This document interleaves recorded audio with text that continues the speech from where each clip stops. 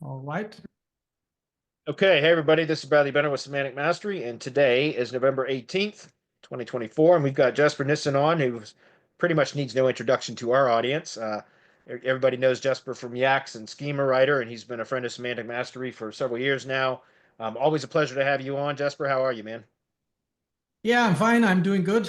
I'm getting on top of myself after watching the Tyson fight Friday Yeah, I saw it because too. because it was I think it was around midnight American time, but in Denmark it was at 6 o'clock in the morning, and I got almost zero sleep because I thought that it was it started at 2 o'clock in the night, and then 4 hours went by, Yeah, and yeah. then I started Netflix and it was buffering.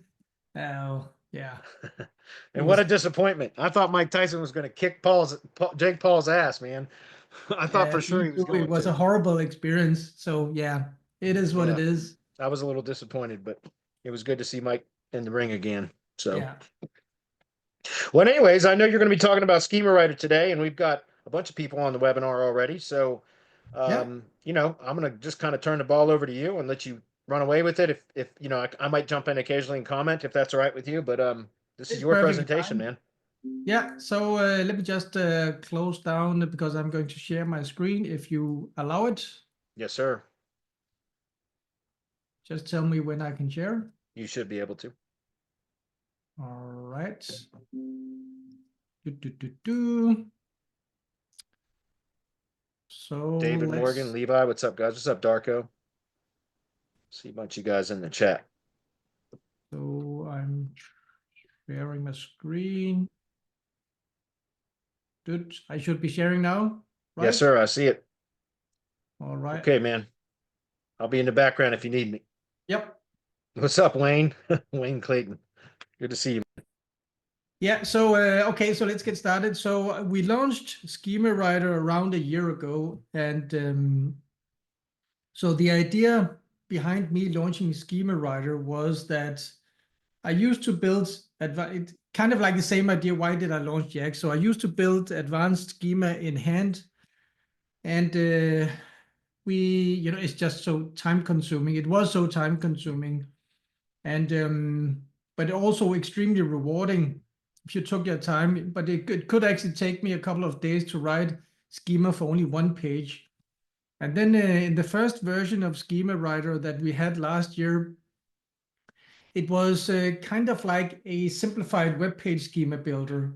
And but now it's a year since then, so now we have expanded Schema Writer to have completely node interlinked, nested, stacked schema, what have you. So when you're building a schema report with Schema Writer, it detects all of your entities, detects your content, it detects your article, your headers, it writes questions for you, builds out everything, article, FAQ schema, everything node interlinked. So when you actually now today when you're building a schema report and testing and validating in schema.org. Today you're only going to see one line, that's article schema. Two lines if you also add product schema, review schema, but if you don't add that, it's only one line. And so that's because it's all node interlinked. But let me get started. Today I'm going to talk about, obviously I'm going to demonstrate where we are with the schema writer, but it's actually going to come at the end because I have a lot of things to talk about because when I was making this presentation, I was thinking about, well, what is the state of SEO now in 2024? What's the state of SEO when it comes to AI content? How do you actually optimize? And what are the most important optimization factors now? And yeah, so let me see here. So the schedules. What we're going to talk about today is state of SEO, AI content. We're going to talk about on-page SEO and optimization zones, and entity SEO and entity SEO optimization zones also. And I'm going to show you I'm going to explain how to find entities and how to find the local entities also. And then I'm going to show what the important factors are for the local business schema.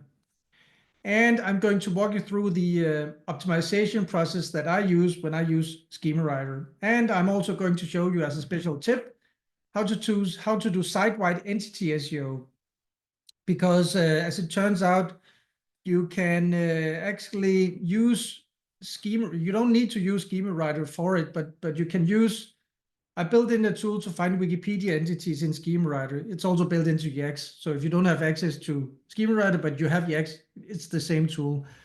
But it turns out that you can actually use the Wikipedia entity detection tool that I built to do site-wide entity SEO, and I'm going to show you how I do that.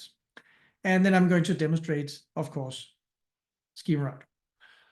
So over the last couple of years, Google has made a lot of changes to how their search engine works.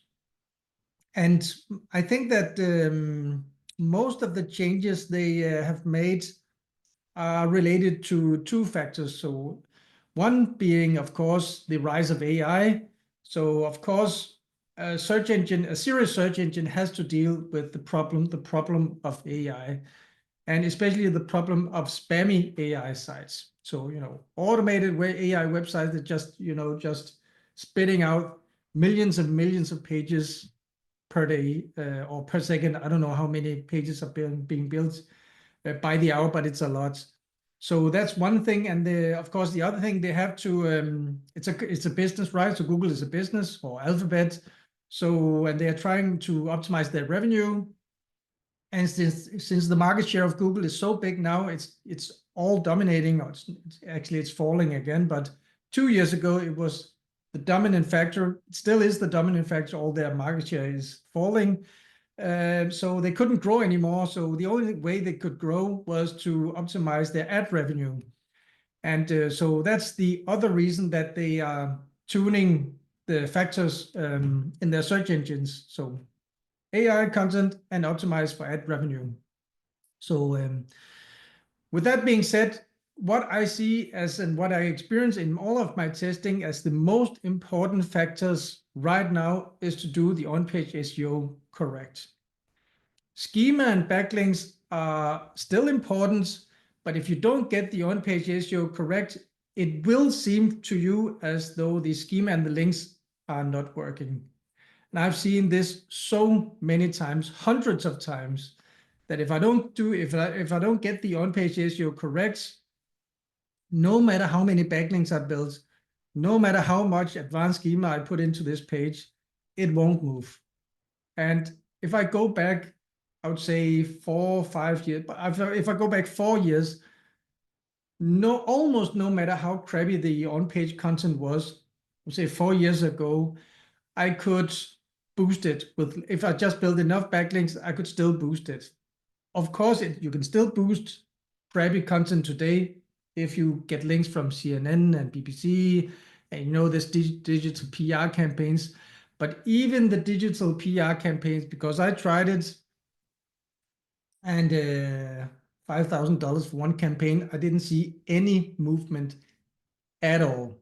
Any movement with digital PR, $5,000. That's what I spent. So I am testing this. I'm testing, all sorts of things. I love backlinks. I love schema. I love on-page SEO. I love all of this stuff. And I encourage you to visit this website, https://topseofactors.com. Perhaps we can actually visit it, because then I can see, yeah, this that's your website, Bradley. I'm going to use that as a test bed. Yes, sir. Topseofactors.com. So topseofactors.com is a website made by a guy called Ted Kubitis, and it's based on data from his software called Cora. And Cora means correlation analysis, something like that. So it's an abbreviation. And what it does is that it actually works. It's more advanced than Schemawriter, of course, but the way that it works is it scrapes top 100 websites for your search keywords, and then it analyzes the correlation data. What factor is a correlation? What factor seems to be a ranking correlation factor? And so this is what you see. So this website, he's being generous enough to actually share all of this data with us. So the top SEO factors right now in November, the 18th of November, is that the most important ranking factor right now is that if you have a .com, .net, or .org domain. So, I mean, of course, you can't change that. So for all practical purposes, ranking factors like this and ranking factors like number 3, search result domain is .com. For all practical purposes, these kinds of ranking factors, you can't use them. But what you can use is that when you're looking at here, you can see the top 16 ranking factors. You can see number 2, number of unique LSI words. Number 4, number of distinct entities. Number of unique variations, entities, entities, and so on and so forth. So what does that tell you? It tells you that the most important factors to achieve higher rankings today are the on-page SEO factors. And you have here number 9 is number of referring domains, and number 13 is number of backlinks. So it's not that backlinks doesn't work. They do work, and they are the determining factor, all things being equal, especially with the rise of AI. Backlinks will become, again, the determining factor, but if you don't get your on-page SEO correct, they will not work. So, and we need to talk about AI content. So although that this webinar is about Schemawriter and advanced schema, we still need to dedicate a lot of time to talk about AI content, because in my opinion, and from what I see in my testing, the AI content explosion means that as search engines will get better at classifying content as AI or low quality or non-helpful, whatever low quality means, we as SEOs need to get better at prompting. So what we're seeing right now, as I see it, is we're seeing a race between super prompters and search engine engineers.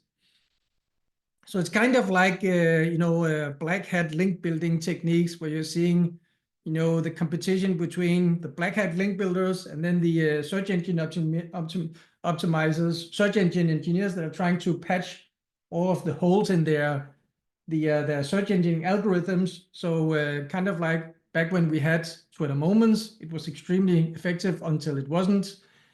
And that's just how it goes. The same thing goes with AI content. So what we will see is that I predict that within 6 to 12 months, we will see that prompting will become so effective that we will have almost, I won't say it's the same as human content, but it will be almost indistinguishable. But we're not there yet.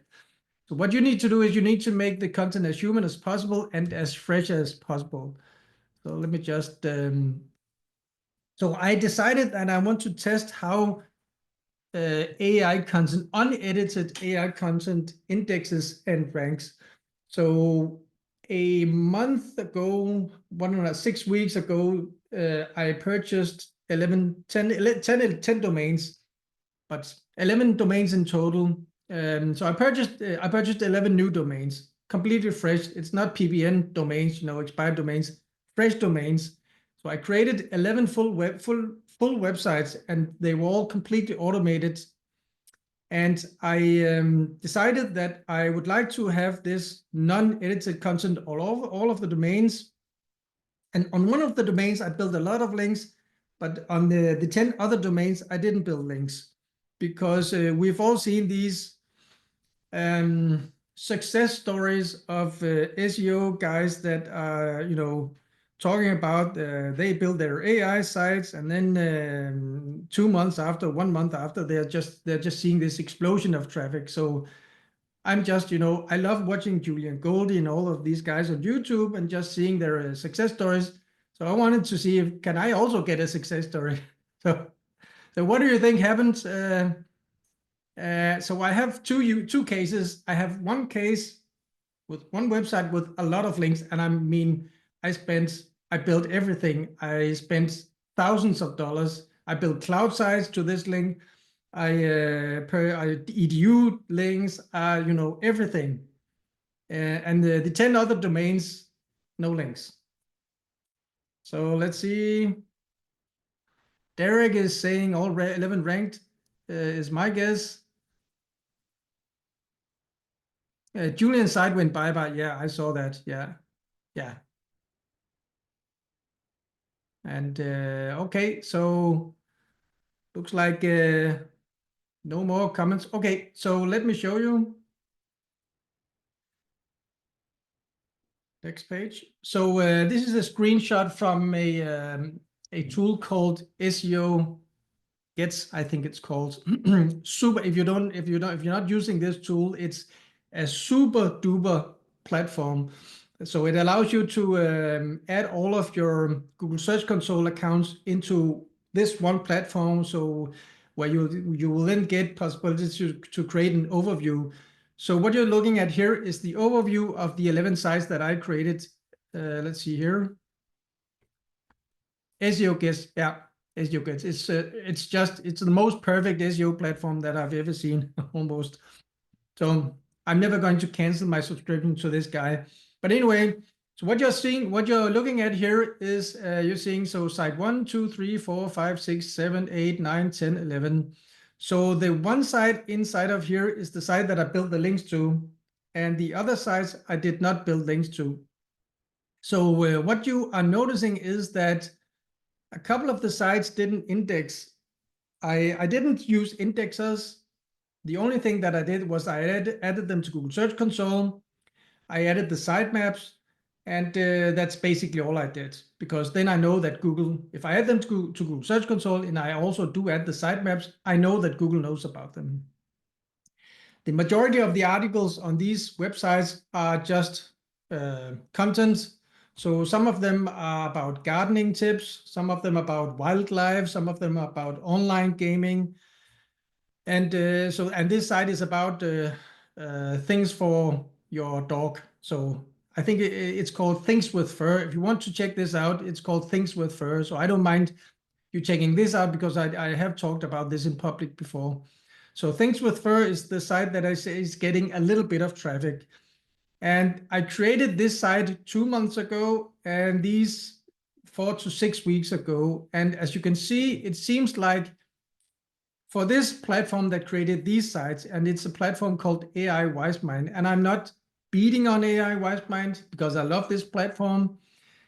This is not a test of AI Wisemind per se. This is a test on my part is does unedited AI content rank or not, index or not. And what I see is that it seems like we get an initial boost, kind of like an initial boost, see this initial boost and then nothing. And and when I was looking at this overview, that actually led me to think that, or come to the conclusion that we're going to see a race between prompt engineers or prompt experts and search engines. Because I don't know when Chris Derenberger created his prompts or added his prompts, and I think he launched his platform last year. And I don't know if this is a case of him. I mean, if he needs to update his prompts or what is going on here. But what I am seeing that the only website that got just a little bit of traffic is this website that got all of the links. You just see the reporting. Yeah, Things with Fur. It's called Things with Fur. Yeah. So let's see here. So I mean, it's I don't really know what to say about this because I was a little bit disappointed because I watched Julian Goldie's videos. And of course, Julian Goldie, he uses SEO. He doesn't use SEO writing. I don't remember is it called auto blogging? That I think that's the platform that he uses. So yeah, yeah, he's using auto blogging. So it was a little bit disappointing to say the least. I was also, I wouldn't say shocked, but I was surprised to see that we got 2 websites that didn't index, and all of the other sites got little to no traffic. So it's yeah, what can I say? Yeah, so it kind of like speaks for itself. So I'm going to continue this test, and I'm going to return to this test in a couple of months, or 3 or 4 months. I'm probably going to make a webinar about this particular test, because my plan is to go through all of the blog posts, to humanize them, and to add the relevant entities and schema, what we're going to talk about, when I'm going to show you later. So that was my plan. First let them index, let Google know about it, then return to all of the posts, humanize and optimize. And so let's see what happens. So let me go to the next. So if you have AI content that behaves like this, a little bit of traffic and then nothing. So the question that popped up in my mind is, can you optimize AI content to get it back? And I'm not talking about humanize. I'm not talking about rewriting the entire blog post. I'm talking about, can you basically keyword stuff your way out of this? So what I did was I selected 3 websites out of the 11. So the link domain, the Things with Fur domain, and then 2 other websites where I added schema and entities to 5 blog posts on each of the non-linked domains, and schema and entities to 5 blog posts on Things with Fur. So what happened to the linked domain, and what happened to the non-linked domain? So that's the question. Okay, so no comments to that. So what do you think happens? And let me show you what happens. Good. So this was actually interesting, because the non-linked domains, and I'm talking about the domains that didn't get any links at all, I actually saw positive movements. I mean, it's not a lot of movement, so we're talking about, for example, from 35 to 30, or position 25 to 20, in that region. But still, I did see a positive signal. And the time investment that I made for optimization of these blog posts was about 2 to 5 minutes. So, I ran a schema writer report, added the schema, added some entities, and that's it. Maximum of 5 minutes. So I did see positive signal for the non-linked domains. For the linked domain, I didn't see actually any real movement.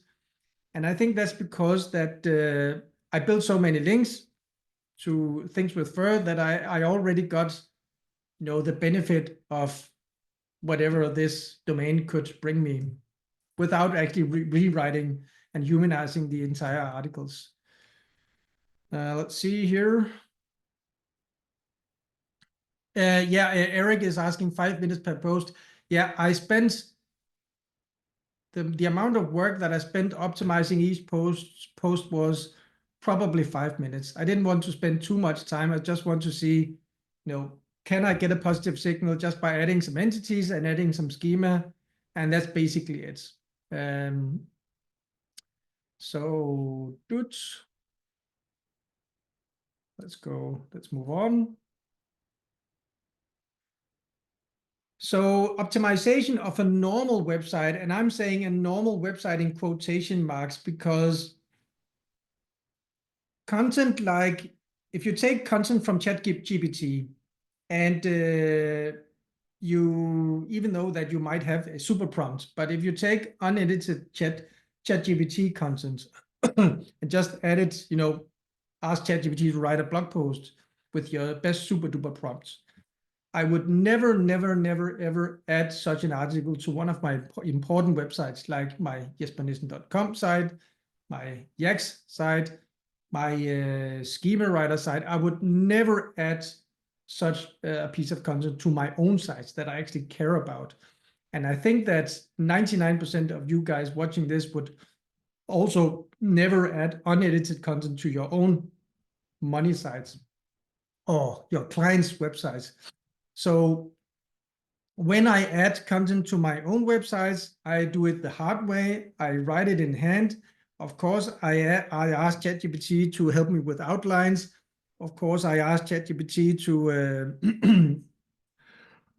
to come up with ideas, but I do the hard work in hand. So what happens with human written content when you add entities in schema? So my website schemawriter.ai, and this was a test I did last year, and I just checked today, and it's still ranking #1. I wrote the homepage content for my schemawriter website, and I targeted the keyword automated web page schema. And after I added the entities, the FAQ content, and the schema, it moved from position 9 to position 1 in 4 days for this term, and it's still ranking #1. I just checked before we went on. And I'm seeing, of course, automated schema, web-based schema is a low competition to almost zero competition keyword. That's not the point. The point is that we are seeing for good or for quality content, whatever quality is, I can't help you define what that is, but for good or quality content that's human written, that you have actually spent some time editing and adding, your own content, we are seeing very positive movements when you are adding entities, long tail keywords, variations of your keyword, and schema. So these 4 things, entities, variations of your keyword, long tail keywords, and schema. So these are the 4 things that we add. When we do that, we see positive movements each time. So actually, I would say that the table has been turned. So the kind of movements that we could see 4 years ago with backlinks, that's the kind of movements that we see now with on-page. And of course, for those of you that are used to doing advanced on-page SEO, this is not new. This is not a surprise. So I'm just stating that's how it works now. So let's move on. So when you're doing on-page SEO, you need a process for doing this work, because otherwise you will not be able to have repeatable results. So you need to have a process for doing this on-page SEO to ensure repeatable results. And back, I think I started my first SEO, or my first web company in 2008. And I would say, when was it? Was it 9 or 10 years ago, I started taking SEO seriously in my web company. And one of the first things that we did was we made an on-page SOP, standard operating procedure. So when you're going to optimize a page for certain keywords, for example, web page schema or parasite SEO, whatever you want to, or tree felling or tree pruning, or stuff like that, a keyword, you have a lot of places that you want to place your keyword. You have a lot of places where you want to place your variations, and you have a lot of places where you want to place your entities. And I have matched the workflow in Schemawriter with my own process. So my process consists of the following. What I do is I identify the variants, entities, and related keywords. And I'm using Schemawriter for that. And sometimes I'm also using ChatGPT.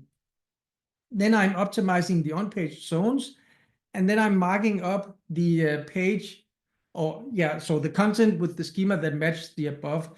So the purpose of schema is not to do keyword stuffing, and is not to do black hats. That's not how I do it.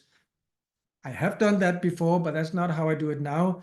It's not to try to trick Google, because what I'm seeing now is that Google has become smarter. So when you try to trick Google, sometimes you can actually get negative results.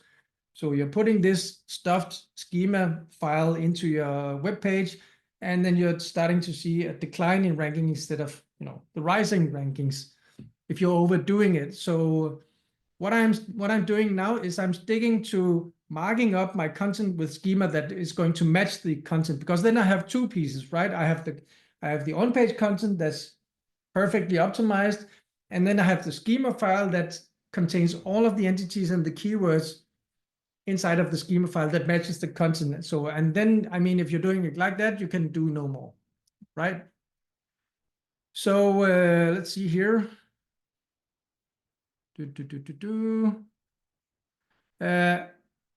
What are entities? Okay, so I'll just I'll just stop myself and Thomas Teknoble is asking what are entities. So, and Semantic Mastery or Bradley has put in the definition of an entity. So an entity can be a place, thing, or person. I think that's the official definition. So, for example, Jesper Nissen is an entity. Semantic Mastery is an entity. But tree service is also an entity. So, and when I'm talking about entities, I'm almost only talking about all of the keywords that you can find in Wikipedia. So when you go to Wikipedia and you search for tree service or stump grinding, something like that, you will find a page and you will find a long text that defines what is tree service and what is search engine optimization. What's that? And that page signifies a special place in Google's heart for that keyword. For example, search engine optimization, it has its own page in Wikipedia. What that means is that Google recognizes the keyword or the word search engine optimization as a recognized entity.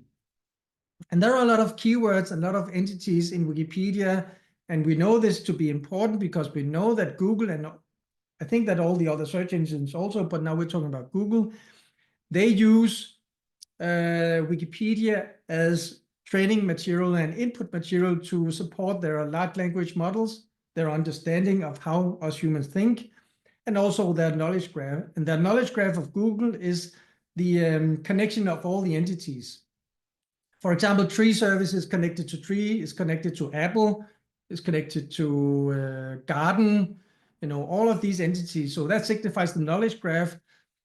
And Eric is asking, do you use Cora? No, I do not. I use Schemawriter. So yes. Hey, Jesper, do you mind if I jump in for just a second? Yep. Because Nolan is on. He's one of my mastermind members, and I see he's on the webinar. And he pointed something out to me earlier this year that has been my favorite SEO tip of the entire year. And if it's okay for me to demonstrate this to everybody else very quickly, because one of the ways that I pull entity variants out from Wikipedia pages is what Nolan showed me, and I got to give him credit for this. So I'm going to grab the screen from you for just 1 minute. Yep. And then I'm going to I'll give it right back. But here's an example. You just mentioned search engine optimization as an entity or a topic within Wikipedia. So this is an entity, guys, and anything in bold is an entity variant that can be used interchangeably with the actual term, okay, as a synonym. However, as Nolan showed me earlier this year, which again, my favorite SEO tip of the entire year, and I give him 100% credit for this, is if you click on tools, what links here, then you click on hide transclusions and hide links and click go. Every one of those are entity variants that can be used interchangeably with this term here, that entity term here.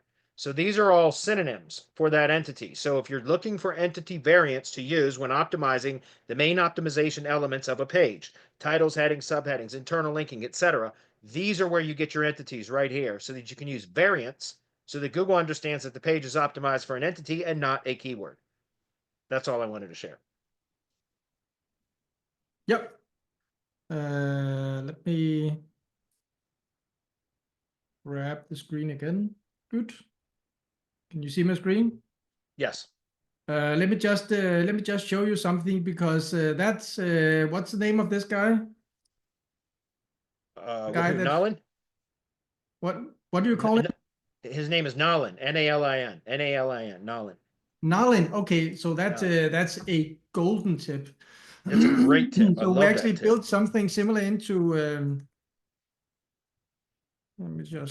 We actually built something similar into Yax and Schema. So this is the tool that I talked about. So what we did here is that let me go to Wikipedia and search for search engine optimization. Good. So all of these links, the anchor text of this link is pointing to a web page, and this is a recognized entity. So that was what I was talking about. So these are the outgoing links, and so that's the ingoing links. That's what you just showed, Bradley. So what we built into Schemawriter is that we actually scrape for this entity, we actually scrape all of these keywords. So, and then we calculate the relevance score for this, for example, for spam indexing as it relates to search engine optimization. And then, and then we sort them. So these are the entities that link to the page, and these are the entities that this page is linking to, and this is the combined list. So you can actually download all of these, and you can say if I want broad relevance, or if I want all of them. And if you want all of them, you can actually take all of these keywords, and that's actually I'm going to show how you can actually use this to create site-wide or to do a site-wide entity SEO. And then we have some questions. Alex, when do you know when you have added enough same as contain place mentions to a schema? Alex, you don't know, it's a judgment call. So, Nalin, Rickma, yeah, Nalin, great tip, awesome tip. I didn't know about the bolded keywords. So we have the entity called search engine optimization, and then we have this in bold. I did not know about that. That's a super tip. Anyway. Yeah, and then like I said, Jesper, if you click tools, what links here, hide transclusions and hide links, and then click go. So click the hide transclusions, hide links, and click go. Now, every one of those right there are entity variants. That's amazing. I love that. Is my favorite tip of the entire year right there. Oh my God, my mind has just been blown. I Thank you, know. It's been amazing. Nolan is a freaking ninja, dude. Like yeah. I've been just going nuts over this for the last several weeks. Yeah. Nalin, you're a genius. Thank you. You made my life easier, and Bradley's also, I can hear. Yes, sir. 100%. So yeah, great tip. Yeah, that's an excellent tip, because we all know about the Wikipedia entities. I did not know about this. So yeah. Real quick, Yeah. click the search engine optimization, the back button right there above where it says what links here. Yeah, that's fine. You want to go back to the main page. Yeah. Just to show Levi. Okay, click tools, the drop down Levi, where in the top right corner where it says tools, and then click on what links here. And then you click on what hide transclusions and hide links and click go. Okay, everybody, you all got that? So any Wikipedia entity, you click on what tools, what links here, hide transclusions, hide links, click go. That's going to show you the entity variants. Those are synonyms for that entity term. That is gold. Yeah, I almost have tears in my eyes. I know. It's golden. Okay, so anyway, the time is ticking, so I'll just move on. So the on-page zones. So I know this is old school SEO, and I know that some of you may frown, but this still to this day works. So the on-page zones that I use are the URL, so the title and the meta title, and we're talking about the meta tags, the meta description, the H1, H2, H3, first paragraph, alt text of first image, and keyword in first image URL. So when you are optimizing for a keyword, of course, you cannot, if you already created your blog post, do not change the URL. Of course not. But if you didn't create your blog post yet, make sure to get the keyword in the URL. And if you have not put your keyword all of these places, you will see positive movements by doing just this. And I'm talking about old school SEO. I've done this for 10 years, over 10 years. It still works. I'm not saying that you're going to go from position 10 to position 1. That's not what I'm saying. I'm saying that this is still a positive signal, just the target keywords. Today we need more. And what we need today are the entities, as we just talked about. And so this is going to be a broad tip. And for the advanced SEO experts in here that are using stuff like Quora, you will have a qualitative or quantitative amount of how many entities we're actually talking about. For us, all of us, other people that are not using Quora, I'm using Schemawriter. Schemawriter does recognize the entities that's related to your search term. And so all I'm saying is insert as many entities as you can, especially in the headers. and use as many related keywords and variants as you possibly can, also in the headers and in all of these places. And when we're talking about, and that's actually one thing, let me just see here, that's one thing that I did not include, and that's Google NLP optimized content. Google has something called I think it's called salience score. I don't know if you talked about this, Bradley, but you can actually, if you're using the Google API, you can actually use the API to actually measure the salience score. And the salience is a proprietary measure from Google that measures how well your content is optimized for NLP. So NLP stands for neural language programming or processing. And the more optimized your content is for NLP, the easier it is for search engines such as Google, Bing to actually understand what it is that you're talking about. I did not bring that into this talk because you can't. I know that Google, they actually used to have in their Google Cloud, was the developer, they actually used to have a page where you actually put your content and then you can ask about what is the salience score, and then they can return an example. What is the salience score? They don't have that public anymore, so now you need to subscribe to their APIs.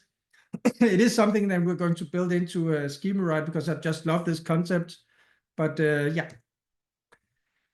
So how do you identify the entities that are relevant to your keyword?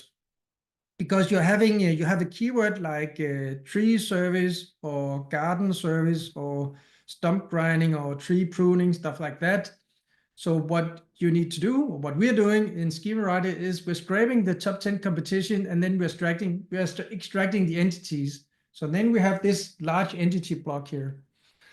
Then you need to scrape your own website, or use some tool for that, and extract the entities, and then you have your own website, and then you can compare these two to find the entity gap.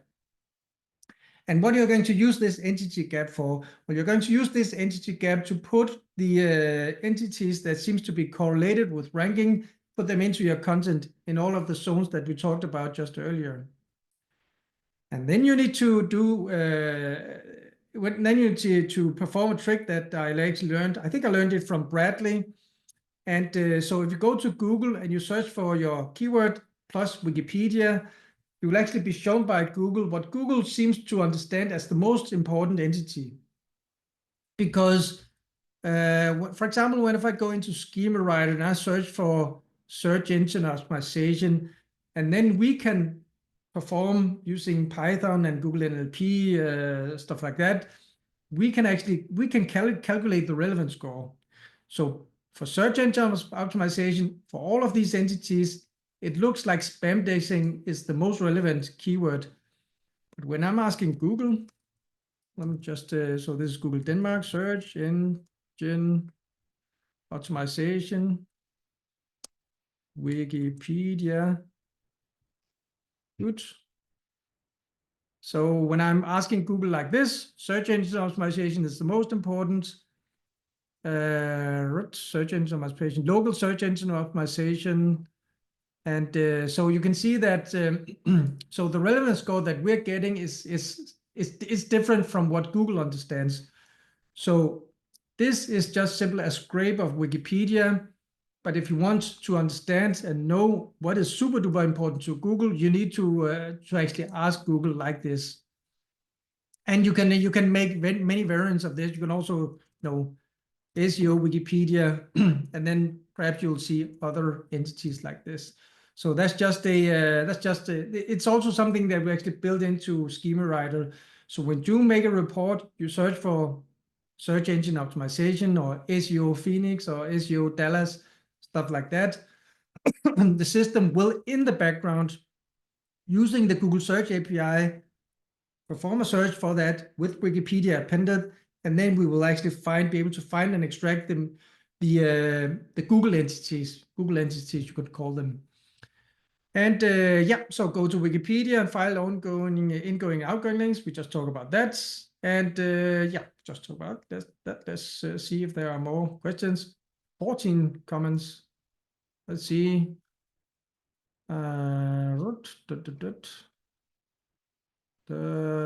Great tip, blah, blah, blah, blah.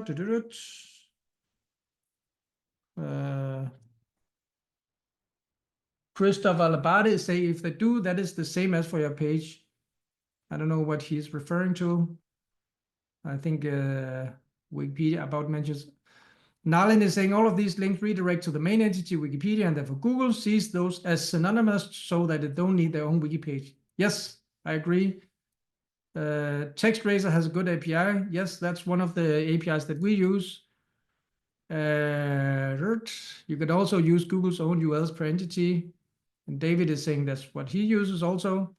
And Christopher is saying actually use some of these links for your schema about mention section. Yes. Christopher and all of you other guys, we in Schemawriter, we are matching the entity with the Wikipedia, Wikidata, the Google Knowledge Graph URLs, and also the search result. But I'm going to show you that later how we do that. So well, let's say here. So now we're talking about local entities because a lot of you guys are performing local SEO. So you're more interested, you're not doing affiliate SEO, you're not doing national SEO, you're doing local SEO. So you're interested in, well, what is important for local SEO and how do we find these local entities? So I have divided the local entities into 4 sections. So when you have a local business, you are performing your services in a certain area, geographical area, and you're performing your service, tree service, stump grinding, so on and so forth. And these are the service-related entities in a variety of cities. And these cities contain some points of interest. And then I have this last box down here called person-related entities. I'm going to come back to what I mean about that when I talk about person-related entities, because one of the things that I see in my work is that person schema is becoming more and more important. So the more advanced you can build your person schema, the better the results you will get. And what I see is that actually when I create the person schema, I add the entities to that person. So, and that's what this person knows about. And I add all of the URLs and add this person as a founder to the business. I will get better results. So more complete results. Let me just go to the next. So the local schema will contain of this, will consist of these 5 boxes. So it will have the city names and the zip codes. So the city names and the zip codes, that's kind of like the geographical area where you do business. The local points of interest, I would say the local point of interest is, when I used to build schema in hand, I did not include the local points of interest because it was simply too time consuming. Now we automated this process. So it's up to you if you do want to include it or not. I always include it, but I also know that many SEO people, they do not like to, they feel it's kind of like spammy. The idea of putting local points of interest, and what is that? It could be a restaurant, it could be a hotel, it could be a zoo, McDonald's on this address in the area where you're doing business. It's just to give Google more information and more geographical pinpoints, is that you're doing business in this area, and then you have this zoo that's in that area. It has these coordinates and this maps ID, and you're also doing business there. So it's so the idea behind this is that you have to give Google as much information as you can possibly give it in regards to where you're actually doing business. So let's move on. And so this is the person schema that I was talking about. So that's also we're building the user interface for the person schema inside of Schemawriter. I used to write this in hand, but now we have the form, input form. So you have the personal information, kind of like your name, first name, last name, your date of birth, your address, where do you live, and then you have your workplaces and your education and the URLs. So that's your social profiles, that's your Facebook, your LinkedIn, your Twitter, your Tumblr, if you have a Tumblr profile, and so on and so forth. And then you have the knows about entities. So the knows about entities is, so let's say that you're a founder of Tree Felling Pro, Louisville Tree Felling Pro, the website that you have, Bradley. So let's say that Mr. Bradley Benner, he is the founder of this website, and that's what he does. He does, what does he do? He does tree removal, tree trimming, tree cast, stump removal. So what I would do is I would add the sitemap inside of Schemawriter, scrape the URLs, and then add the entities to Bradley Benner as being the founder of this website. Because what you're then doing is you are combining the social media profiles of an actual real life person. So when Google comes to crawl your website, so they can then see, okay, so we have this Bradley Benner guy. He has this Facebook profile. Let's go over to visit if this is a real Facebook profile. And if he's also posting about tree service on his Facebook profile, even better, even better. You have all of these knows about entities, and in the knows about entities, you're combining all of the entities with the Wikipedia URLs. So you're kind of like handing Google over a kind of like knowledge graph for this person. He exists in the real world. He knows about this. It just makes it more reliable and trustworthy in the eyes of Google. So my optimization process is I create a report in Schemawriter for my target keyword. Then I prune my web page entities. I remove the redundant entities. And then I prune the web page keywords. I prune the article schema. I add additional entities. So imagine we have a scenario where we are scraping your website. We are scraping the top 10 competition websites. So we're identifying a lot of entities. We're talking about, in some cases, hundreds of entities. And even though we're sorting them by relevance and we're matching them to your content, it is only a system. So it does, make mistakes sometimes. So you need to, use your judgment, your knowledge of your expertise in this area, and then add the entities. And then I go with the contents. I add the entities and the keywords. And then I manually edit the FAQ content. And the reason I mention this, and it will make sense when I show you in Schemawriter, the reason I mention this is because I built in automated FAQ content in Schemawriter to match with the FAQ schema. Because when you're adding FAQ schema to the website, you need to have a one-to-one correlation between the FAQ schema and the content that is actually on the website. Again, we're going back to the very important point is that the purpose of schema is to mark up the content on the web page. And then I upload both the schema and the content to the website. Let's see here if we have a question. How many schema types does Schemawriter support? Local business, article, web page. Schemawriter supports local business, organization, web page, article, video, person. I think it's just easier to show a lot of types. I'm going to show you in just 2 minutes.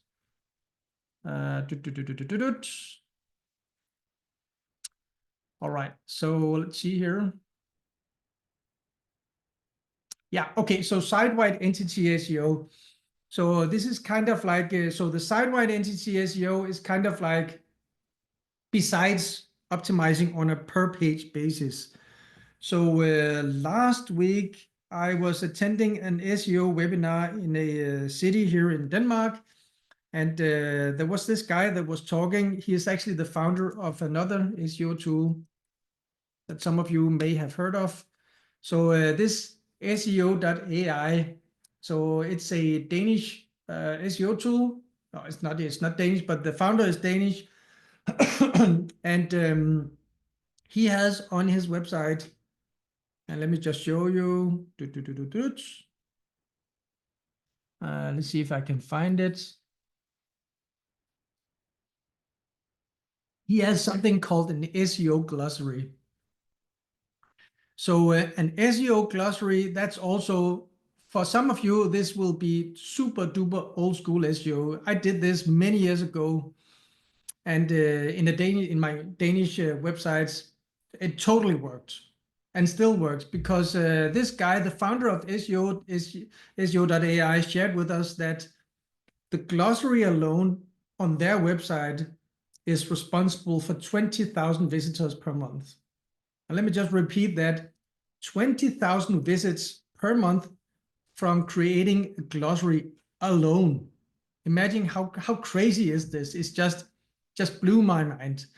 And that's let's see here, we have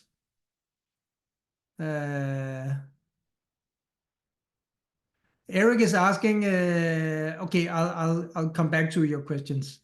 Okay, so 20,000 alone just by having a glossary. So I came up with this process, and I did do this for my Danish websites many years ago. I didn't use Wikipedia, but we have access to that now. So what I suggest is, and what I'm going to do for my own sites, for Schemawriter, I'm starting with that, find the most related Wikipedia entities. So take a look at your website, go into this here, Wikipedia entities, search for example, JSON LD, I think it's called like this, JSON LD, like this, perhaps. Yeah, so the website Schemawriter is about schema and JSON LD. So that's and then I can see over here that all of these entities that's related to JSON LD, you can see here, semantic web, resource description framework, HTML, RDFA, semantic web, RDFA, HTML5, Web of Things, and so on and so forth.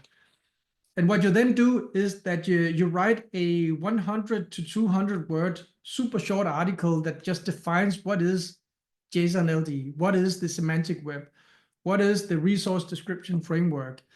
And what you could do is you could go to, for example, Wikipedia, JSON LD,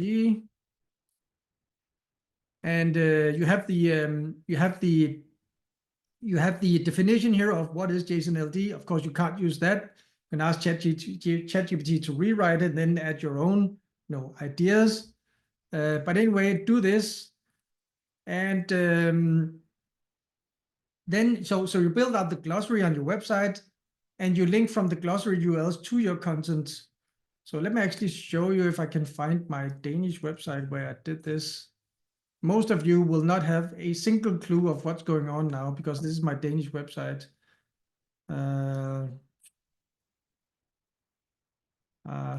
Let's see here.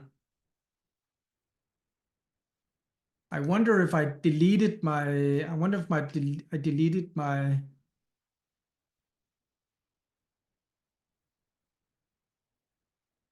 yeah, okay, I think is it here? I don't know. I think I deleted my glossary. I did have a glossary here. Okay, bad example, but I did do it on this Danish website. So what I did was I built out the glossary, and I linked to all of my service pages in my Danish website with the specific anchor text. And I did see a boost in rankings. So this works to this day. And furthermore, what you can do is you can use the glossary URLs. So in my case, JSON LD, schemawriter.ai/JSON-LD. So that's the definition page for JSON LD. And I can actually take this URL and put it into the about and mentions as a URL to define 10:00 p.m. what is JSON LD in my own website. I'm going to show you that. So in this way, you can actually build out your own on-page knowledge graph. I'm going to give you a demonstration now of Schemawriter, and I just want you to take note of this coupon, because I will give you 85% off the first month of all monthly packages for Schemawriter.ai. And so coupon Schema85, make a mental notes, and let me now go over to Schemawriter. And before I start the demonstration, let me just check if there are questions.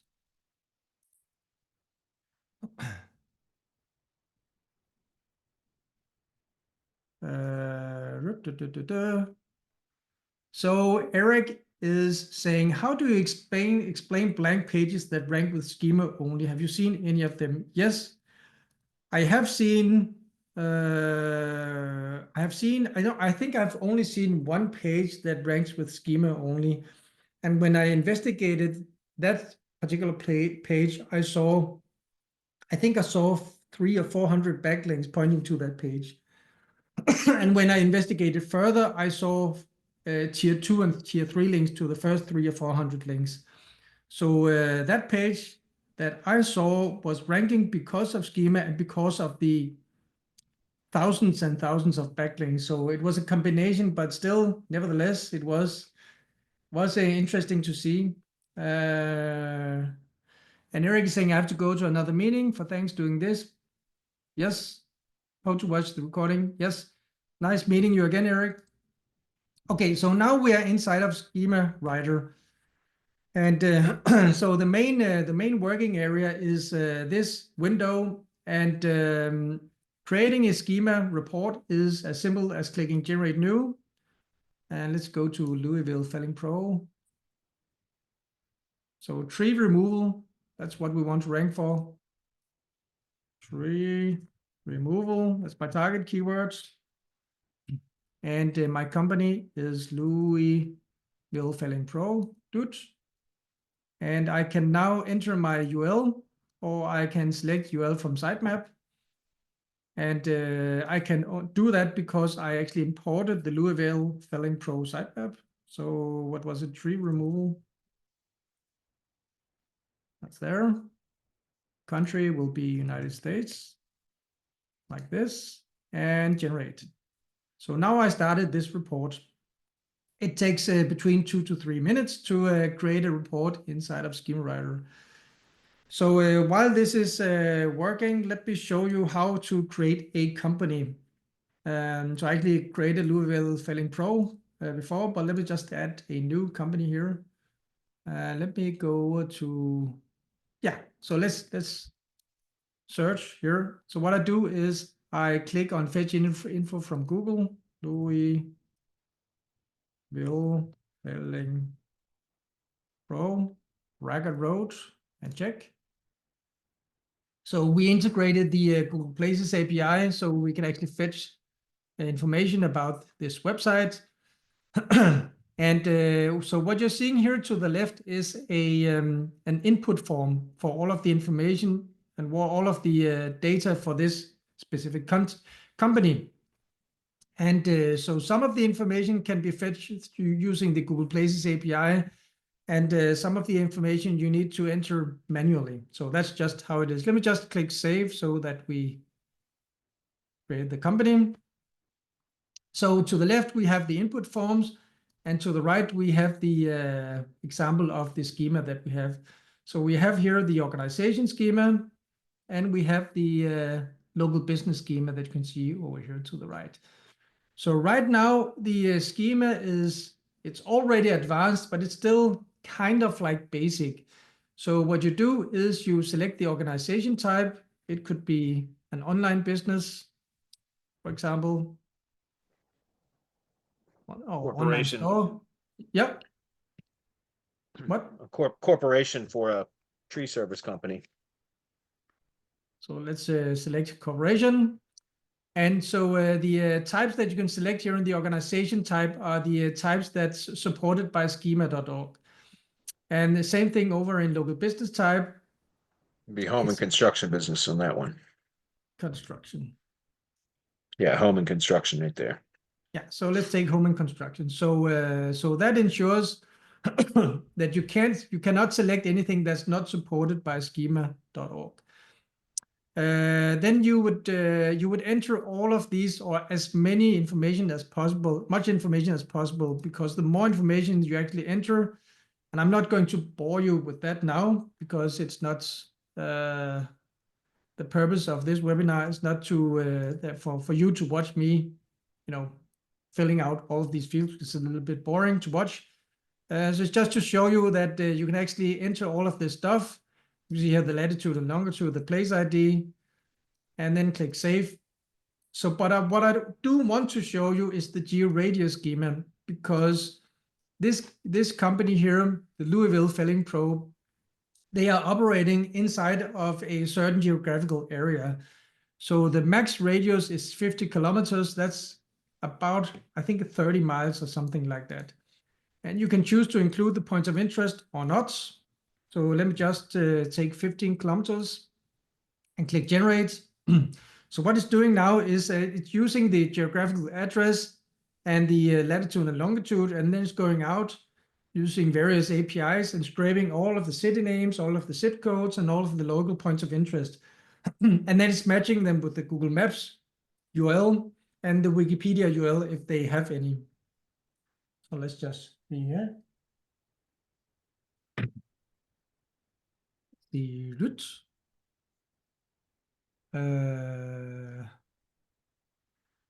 Dargo, it will not fetch service area business because, as you might know, I think I actually saw you ask the same question in the about SEO Neo.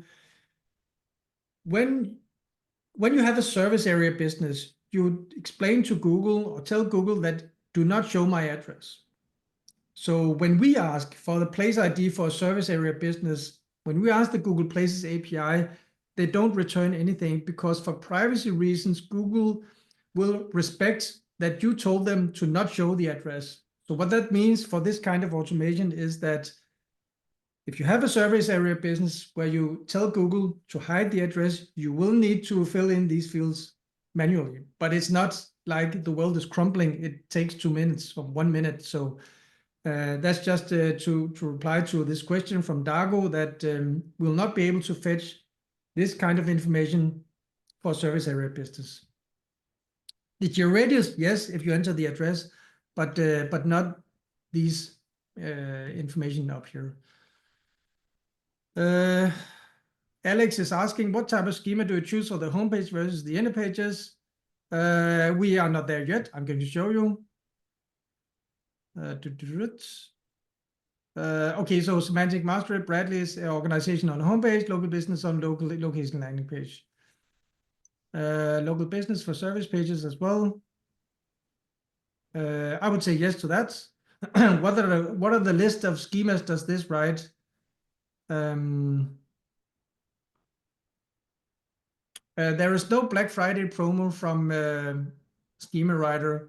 There's only the coupon code that I just showed you, Schema 85.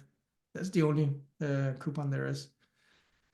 Okay, service, multiple locations. So, okay, let's go. Guys, let me just show you and move on. So we now scraped all of the cities that Bradley, he does business in, Louisville.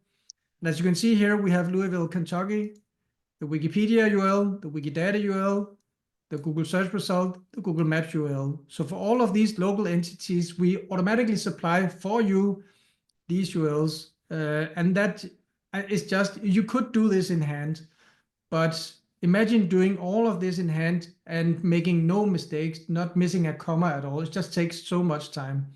So this process just makes it it just makes it so much easier to do this. And postal codes. So these are the zip codes. And knows about keywords and awards. We didn't do that yet. So let's just click save. So let's come to the knows about. Oh yeah, so let's take the sitemap first. So let me just show you. Rich. So if I do like this, sitemap.xml, like this, I click import. So what the tool is doing now is it's going out to Bradley's website, and it's fetching all of his URLs. And then I have the sitemap. And this is a major upside, because now when I'm creating my report, I can actually just select this URL, the URL that I want to make the report for. Furthermore, I didn't add any locations yet, but if I did add locations, I can do that here. If I did add locations, I could have a separate place ID, up here. If I did add locations, I could select for this for example, for this, the new location will actually show here. And then by default, the schema markup for this place would be attached to that location. So there is a little bit of setup, but it's, and it is advanced, but it's, I mean, if you had to do this in hand, you couldn't, you wouldn't, just wouldn't do it.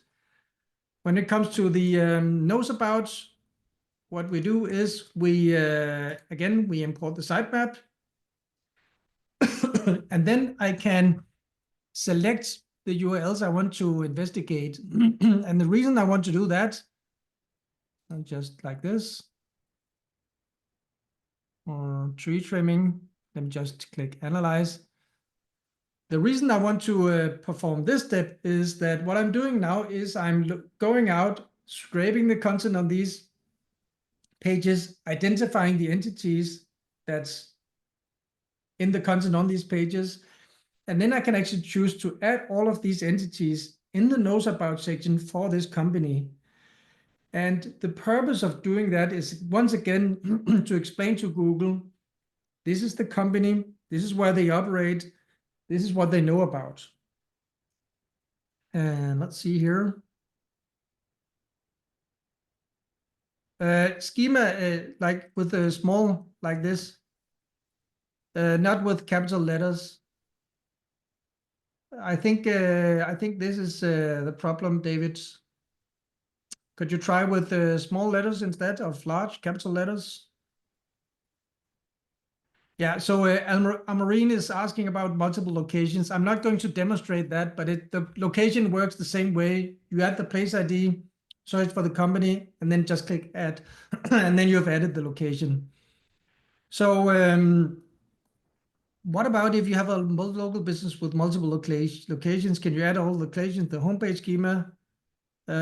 We did not automate that yet. So currently, no, that's a coming feature, Manuel. And Bradley is saying only if it's connected data within the organization schema. So we didn't add it yet, but yeah. Can the tool do that? Connect the data inside the homepage schema? Can the same schema be edited for local? So actually, no. You know what? Let me just, Manuel, let me just actually add a new location. New location. All right.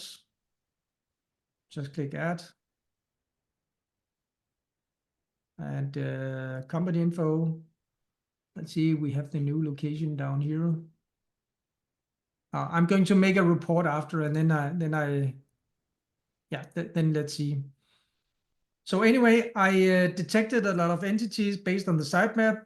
I can click add all. Normally, I wouldn't do that because so the setup process on the company level is something that you only do one time. So you need to make sure that you do it correct. Now I'm just, skipping over the step because we have 15 minutes left. But what I can see now is over here to the right, I added all of the knows about all of the entities on a company level. So I have entities on a business level, on a personal level, and on the web page level. So I have 3 levels of entities inside of the schema. And when I open here the knows about, I can see arborist, pruning, risk assessment, and so on and so forth. And you can see here same as. So imagine that I built out this glossary. Let's see here. Oops. So imagine that I built out this glossary. I could click add here. And what is it? Arborist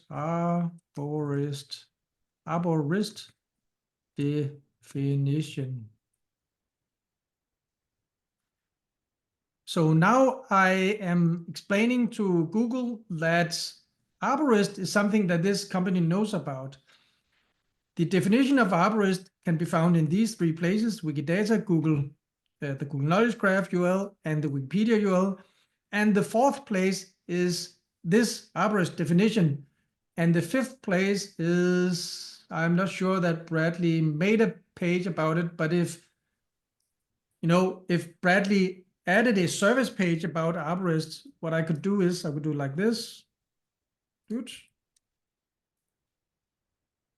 So let's just play with the idea that Bradley actually created the service page for Arborist. And what that looks like over in the schema is, let's see if we can find it. It was Arborist. Yeah, okay, so it is here somewhere. Arborist. Let's see. I need to. Yeah, okay, so what I can do is I can simply scroll out to the right. So you can see here, for example, for fruit tree, it has the description. See the description here, and then it has all of the same SULs. You can see down here. So so this is what it will look like in the schema. So you have the name, the description, then the same SULs, all automatically written out for you without any errors. And we can actually copy this schema code, and we can go over to schema.org, and we can click validate and click code snippets and paste, click run test. And then you'll be able to see that we have already 329 lines of advanced schema code, and you can see here that we're using the add ID, and yeah, so everything is already interlinked. So we have only one add ID, that's the corporation. So the person schema, I created Bradley Benner before I hopped on. And so I only have Bradley. I can actually, for Bradley, I can actually take this page here. And then I can say, well, what does Bradley knows about? Sitemap.xml import. Okay, I already did it. So you can see here, pruning, arborist, health, thinning. So what I did was I added his sitemap URL, and then I detected these entities, and I added them to, I didn't add them yet, but I can do that now, add all, dude. So now I have the advanced person schema for Bradley. So this is his name, and these are all the knows about, that's all the information that Bradley knows about. So, so if you're dealing with a local business, you need to do this. So you need to create the founder as a person, and then you need to add the knows about. And if you're dealing with yourself, in my case, for jespernissen.com, my own website, jespernissen.com, what I did was that, so when I'm writing schema for my own websites, I actually scrape the entities from jespernissen.com, from yax.site, from schemawriter.ai, and then I added the entities that was detected by the tool. And so then I can actually reuse the person schema for myself on various websites. And let me show you how I do that. So I go back into company information for Louisville Felling Pro, click edit, and I'll scroll down here, and I can click on founder, and then I can add Bradley Benner. And all of a sudden, you can see here over the right, you notice that the schema expanded because I can see I have founders and I have person Bradley Benner. And yeah, so let me just click save.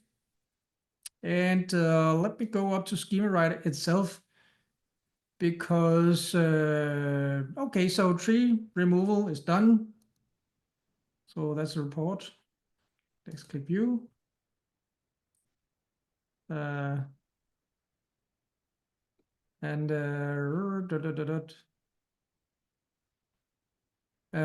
Bradley? Yes. I'll just stop sharing because they're saying that the coupon doesn't work. So I'll just need. Am I still sharing my screen? No. No. Okay. Okay, guys, let me just log into Stripe just to check the coupon because that's a little bit annoying if it's not working. I got a meeting in 10 minutes just to give you a heads up. Okay. Yeah. Let's see here. I'll make it super brief. I think people are probably already they are probably at the point now where they can't have that much information inside of there. Okay, I know now why it's not working, guys, because I forgot to add a promotion code. Sorry for that. Dude. What? Yeah, sorry for that, guys. It's now it's working. Let me share my screen again. Share. All right. So chats. Let's see questions. Okay, so schema 85 code is working now. Do I have to plug into my website? Levi, we are working on the WordPress plugin and we're still testing it. And so the way that the Schema Writer plugin will work, I can actually show you in my own website, is that it will upload the schema directly to your website. So you don't need the header footer code manager plugin anymore, because we'll just upload it.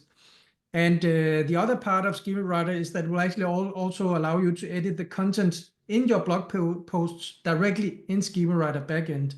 So you can click upload to content to WordPress, it will also upload content. It is a little bit more advanced than I thought, because we need to take into account the challenges with Elementor and all of these builders in WordPress. Is just a nightmare. But yeah, anyway. Is it able to override existing schema or needs to be manually deleted? We're not able to override existing schema, not yet anyway. So manual delete. Yeah, or if you've got automated schema injection from stupid WordPress plugins, disable that shit, because that's terrible. The plugins do terrible job of schema, in my opinion. Exactly. Product pages, we support that. Service page schema, we also support that. I'm sure this will give you, yes. Can you write service and product in schema and Schema Writer? Yes, you can. Is the main code added to the header of the site on the home page? Yes. So inside of WordPress, I'm using, we're still looking at Stripe. Let's move away again. So, okay, so Vito is asking, is the main code added to the header of the site on the home page? Yes, it's added to the header on the site of all your pages. I'm using the plugin called HFCM. Header Footer Code Manager Pro. I use the same one, Jesper. No shit. Yeah. I think we're all using that. That's a good one. Yeah. But also, guys, keep in mind, a lot of your SEO Pro plugins, if you got the Pro version of your SEO plugins, a lot of them have code injection modules, so that you can do it through that too. So you don't need an additional plugin if you've already got a SEO Pro plugin. Yes. Is it possible to add a custom schema type? Yes. You're showing the Stripe page. It's removed. Yes. Will we be sent the replay? I think, I don't know. I think so. Yes, there will be a replay. There always is. And we get this question every time, and every time it's the same answer. Yes, there will be a replay. Yes. Custom schema type. Yes. Have you tested local not ranking? Have you tested on a local website not ranking, implementing schema and track rankings? I have to say no, actually, because what I do is I don't do local. Oh, I did do it on my Danish website. So yes, and they did move a little bit up, but they were already ranking extremely well. So yeah, I'll have to come back with a reply on that. But I'm not doing that much local SEO in the United States myself. But anyway, now I'm inside a report, and let me just make it quick. The way that the schema editor works is that over to the right, you have the various schema types. And when I'm clicking and unclicking this checkbox, you can see that the schema content updates dynamically based on what I do. Web-based schema, okay, you can see that, but that's just down here. So if you don't want product schema, and for most of your pages, you won't want to have that, just deselect it. And you can see here that fields that we implemented. So product schema for this page, the name of the product is called tree removal, and the rating value is 5, and the rating count and review count are it's just random numbers we pull out of thin air. So it's just example data that we put there in for you, and then you're meant to actually put in the correct rating value, rating counts, review counts, description, blah, blah, blah, blah, price, whatever. This is for you to put in the actual content. The article schema, just talk a little bit about that. So the article schema is special, and what we did was that we're scraping the entire content of the pages. We're putting it into the article body, and the article section, that's a supported feature from schema.org. So what actually allows you to mark up all of the subheaders on the page. So tree felling, crane assisted removal, arborist services, and so on. All of these are subheaders on that page. And that actually, in essence, that actually allows you to mark up the entire structure of that page. And this is actually also why I prefer to mark up almost all, or actually all of my pages as article schema pages, because it allows me to mark up that page as an article, and then I can actually mark up all of and it's totally legal. It's not black hat at all. So if you go to schema.org and search for article, and I have 4 minutes, I can see article, and you can actually see that you have the article section, the article body. That's the only two special features of article schema that's special for article. And we automated that, so we detect all of these headers. So it's just so just to show you that that's why I prefer to mark up everything as articles. So what I do is I copy, go over to schema.org, click validate, code, run test, and I see article and products. So I forgot to remove the checkbox, so let me try one more time. Copy, and run new test, run test, and article, no errors. So what I have now is I have 676 lines of no error schema. And this and this, the type of this page is article. And so you can see the entire article body. You can see the keywords. That's also, we're using OpenAI to detect the keywords, to build these keywords. See the keywords here.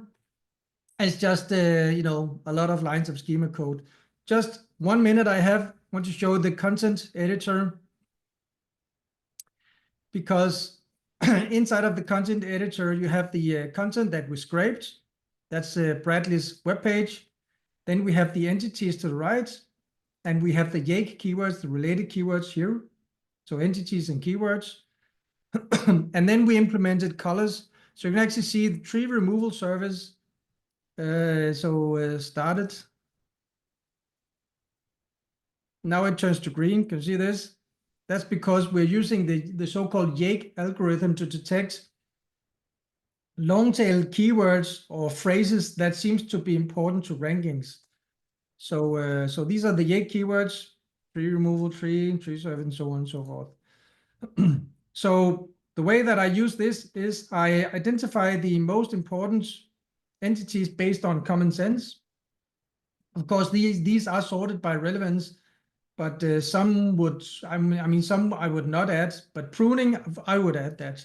So tree removal service and pruning. And wood chips. I probably wouldn't write it like that, but it's just to demonstrate to you that's how the entity editor works, and actually shows you. I think that's, for me, it's a good thing to have this visual feedback, so I can see where I need to optimize. I have 1 minute, and if I scroll down, I'm going to show you something that's extremely interesting. Down here, this is auto created content. So these are FAQ questions based on the content that was scraped from Bradley's website and the keyword that he wants to rank for. And the reason that we do this is because it's an easy way to add additional entities and ranking keywords. And once I'm done adding all of the keywords, I simply click copy, hop into the website and edit the content. Same thing up here. Once I'm done, optimizing, I click copy, or if it's only the H1 I edited, then I would just copy this H1, over to the website, insert that, and then I'm done. And same thing with the schema. Once I'm done editing the schema, then I would just upload it. One last thing I want to show you is inside of the web page schema in the about and mentions. This is where the entities are hiding. So the about, let's see here, we have tree, cost, poison ivy, root, algae, tree care, arborist, felling, tree topping, arboriculture. I think that all these seems to be extremely relevant. And They then are. the mentions, we have well-being, Louisville, plant knowledge, worry, helmet, basal shot, and so on. So the way that I do it is I delete the entities that seems to be not relevant for my search term, and then I'm basically done. Then I'm clicking Save Schema. I could upload schema to WordPress, but I don't have access to Bradley's site, and I don't think this is a WordPress site. So No, sir, I don't use WordPress anymore. Fuck WordPress. fuck Sorry. WordPress. Yeah. I just don't like WordPress anymore. I try not to use it as much as possible. So So the only the last thing I want to show you guys is that this is the entity table. So this is a complete overview of all the entities that we have scraped.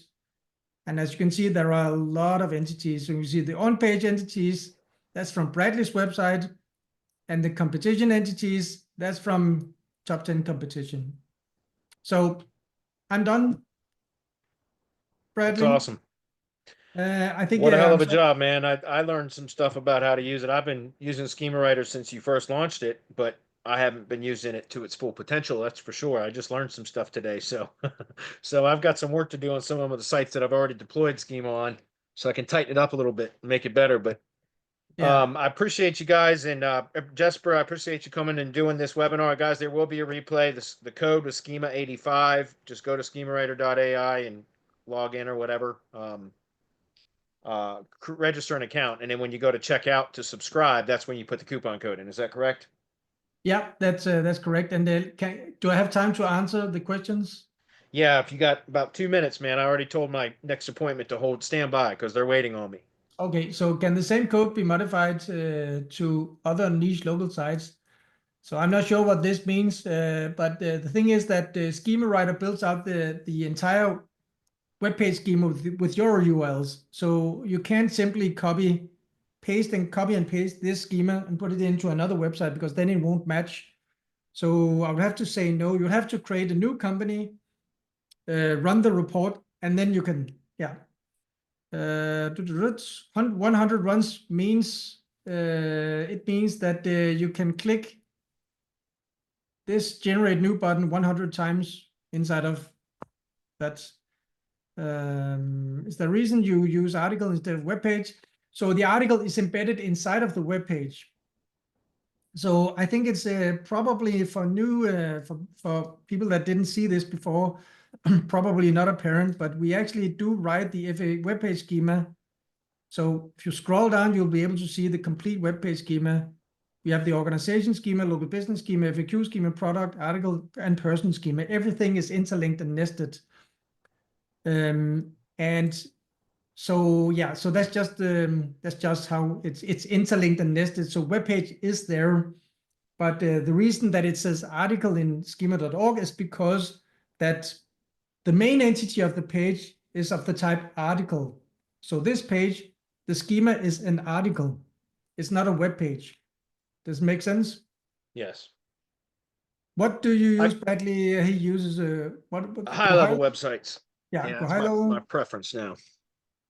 So Yearly discount code available? No, but you get 30% off the yearly plans for Schema Writer. Yeah. all right, guys, I have to bounce, man. I got somebody waiting on me, so I have to go. Sorry, I have to cut it short, but it is what it is. I got another appointment, so. The promo is valid for the rest of the month. Okay, sweet. Well, thank you Yeah. guys, and thank you, Jesper, and we'll get the replay out probably sometime tomorrow. So Yeah. anybody that missed any part of the webinar, just catch it on the YouTube channel tomorrow. It'll be going out most likely tomorrow. But we really appreciate this, Jesper, and I'll follow up with you. We got to get you come back on and tell us about what you did with the axe too. Yeah. So appreciate Thank you you, guys. guys. Thanks, everybody. Bye. See you.